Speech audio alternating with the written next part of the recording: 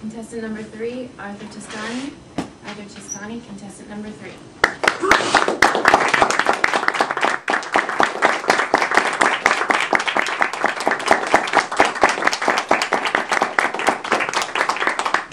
Thank you, Madam Toastmaster, fellow Toastmasters, honored guests, and especially Steve. Steve, it was a pleasure to hear you speak today, specifically about your areas of pause. And I would like to compliment you in how you effectively used the pause in your speaking.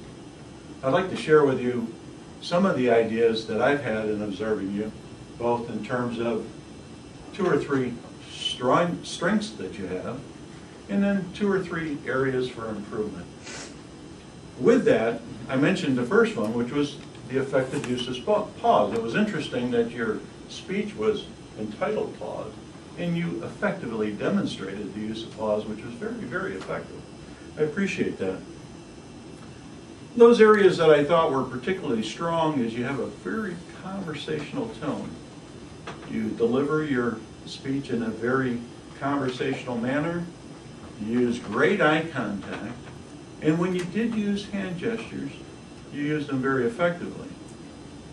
However, in the area of hand gestures, let me just comment a little bit. I did notice that in the beginning, perhaps it was due to the getting into the speech and the dynamics of it, but initially you were delivering your hand gestures from almost a rigid position. You were delivering them while you were down here and whatnot. As you got more comfortable in your delivery, I noticed that you brought them up and you effectively demonstrated the titanium expectation or need or concern, the steering wheels in your hand gestures, very effective.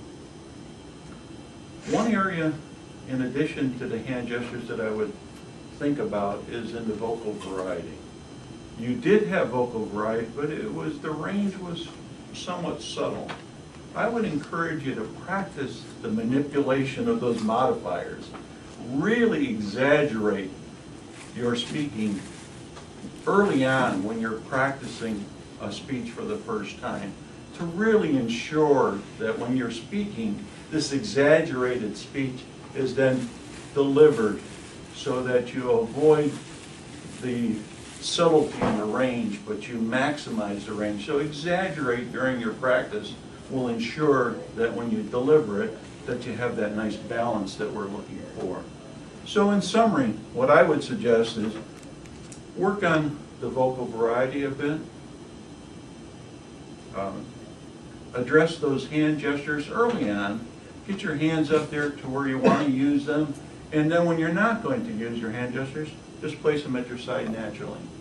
And the last but not least is just there was a little bit of pacing that I observed in the beginning, a shuffling of the position back and forth. Again, I think it was perhaps nerves. As you got more comfortable, you improved that as well. All in all, I enjoyed the topic, I enjoyed the pauses, and I appreciate your contribution today. So thank you very much.